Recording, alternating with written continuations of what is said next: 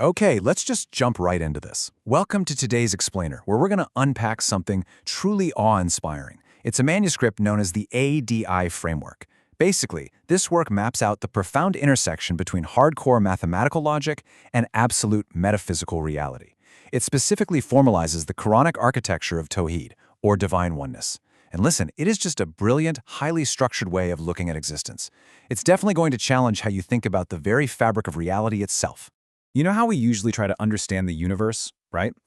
We often just assume that if we keep zooming in on quantum particles, like if we just build a big enough collider, we're eventually going to find the ultimate foundational truth of existence.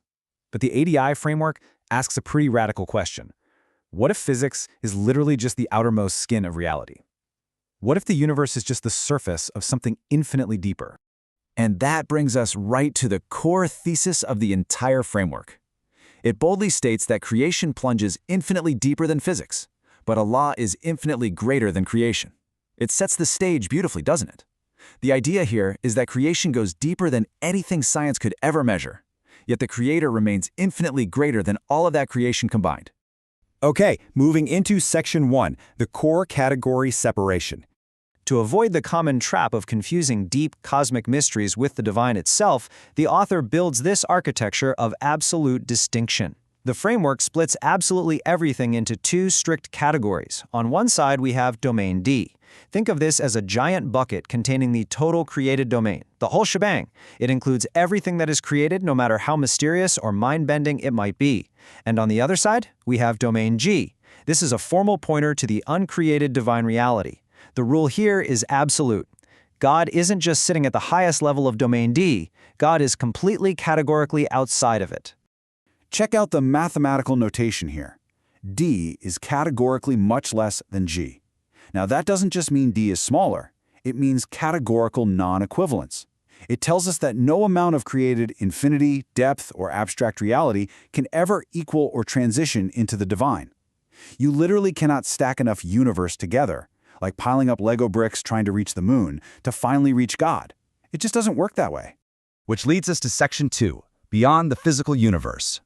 Let's actually look at the internal layers of domain D, because if domain D isn't just the physical universe, what exactly is inside it?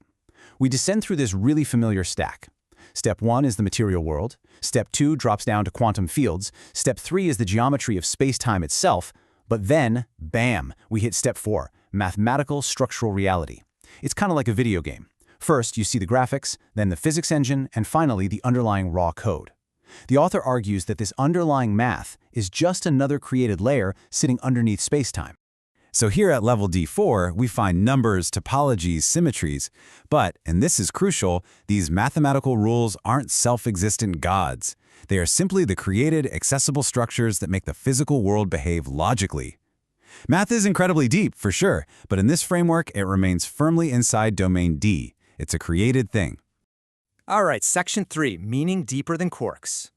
The big takeaway here is that before a physical particle can even exist, the meaning of that particle has to be established. Take a physical quark, for example. For it to exist, it relies on this incredibly deep stack of created conditions. It needs mathematical structure. Below that, it needs pre-semantic intelligibility. Pre-semantic sounds fancy, I know, but it really just means the foundational logic required before something can even be defined. The framework argues that a quark relies on these super deep layers of identity and distinction just to be something rather than nothing. But here is a massive caveat. This is the key refinement of ADI. Just because these abstract rules exist beyond our language and physics doesn't mean they're divine. The text hits the nail on the head. Not everything beyond physics is divine. Not everything beyond language is divine. Not everything beyond form is divine. Only the uncreated is divine. Let's plunge a little deeper. Section 4, the created formless abyss. So, what happens when we run out of math, run out of language, and run out of structure?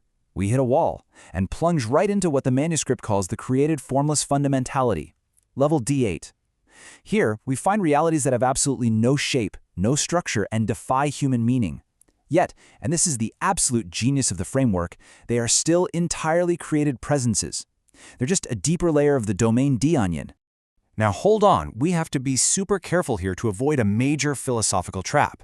This formless abyss, it is not an empty void of non-existence. It's a real presence.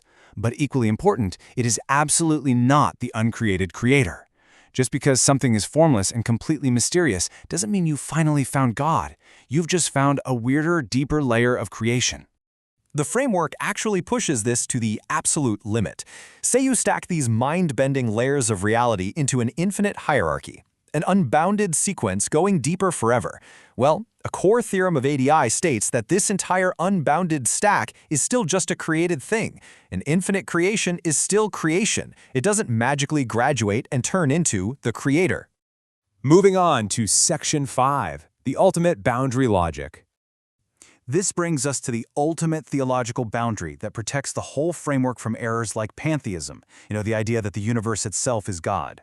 The absolute domain rule lays down the law. Domain G is not the final layer of domain D. Domain G is the uncreated source of domain D altogether. So God isn't the secret bottom layer hiding beneath the formless abyss. Domain G is completely outside, above, and the source of the entire stack. Through these stark axioms, the manuscript builds a literal mathematical firewall. Axiom 1 establishes that foundational separation we just talked about. Axiom 3 blocks any created structure from containing G. Axiom 4 ensures created things stay non-divine, no matter how profoundly mysterious they get. And Axiom 6 declares strict incomparability. Together, they prove that absolutely no created logic, no deep mystery, and no language can ever capture or contain the uncreated reality. And finally, Section 6, Mathematical Humility. Despite this incredible structural ambition, the framework concludes with a really refreshing dose of epistemic humility. Here's a really surprising twist. The author literally rates his own framework a 10 to the power of 9, explicitly placing it below the 10 to the power of 10 rating of actual Quranic revelation. It's a deliberate reminder that human models, no matter how brilliant, clarify our thinking, but they never, ever supersede supreme revealed authority. Which leads perfectly into Axiom 8. The math here is simply a disciplined pointer. It clears away philosophical confusion, it sets up the boundaries, but it openly confesses that human models inevitably hit a ceiling. It's a formal confession that our logic cannot capture a law's reality. So, what does this all mean for us? We're left with this final, profound realization to ponder. If the layers of created reality, from the stars, down to the quarks, down to the math, down into the infinite formless abyss, are vast enough to utterly break our comprehension, then the greatness of the uncreated source who sustains it all is truly beyond imagination. It leaves us with one final, awe-inspiring question. Just how unreachably great is the Creator? Thanks for joining me on this explainer. Keep questioning the true depth of the reality around you.